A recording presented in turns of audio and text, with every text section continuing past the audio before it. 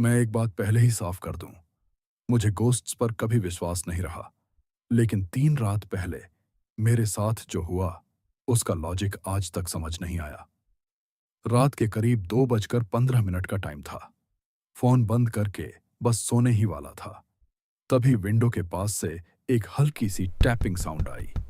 पहले तो मैंने इग्नोर किया, सोचा पुराना घर है, आवाजें आती रहती होंगी।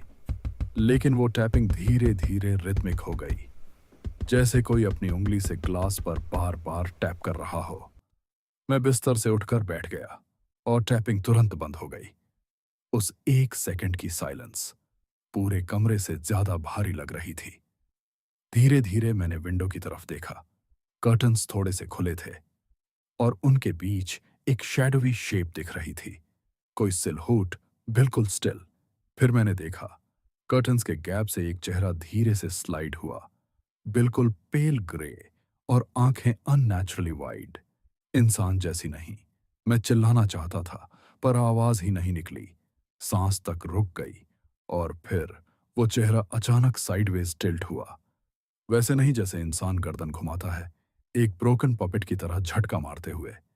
मैं लाइट स्विच की तरफ भागा और जैसे ही लाइट ऑन हुई, वो चेहरा गायब। तुम सोचोगे कि मैंने हेलुसिनेट किया होगा। मैंने भी खुद को यही समझाया, लेकिन जब मैं विंडो के पास गया तो एक चीज देखकर जम गया। ग्लास पर 3 लंबे स्क्रैच लाइक स्मीयर मार्क्स बने हुए थे, जैसे किसी ने उंगलियां ऊपर से नीचे ड्रैग की हों, और वो निशान अंदर की तरफ थे। मतलब जो भी था, वो विंडो के बाहर नहीं, मेरे कमरे के अंदर था। अगली सुबह मैंने सीसीटीवी चेक किया। पूरी रात कुछ भी अनयूजुअल नहीं दिखा, बस एक ग्लिच।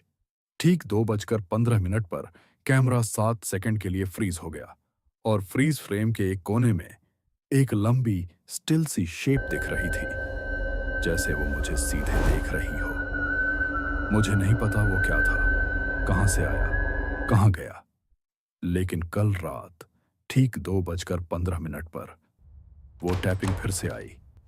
इस बार विंडो से नहीं, मेरे क्लोजेट के अंदर से।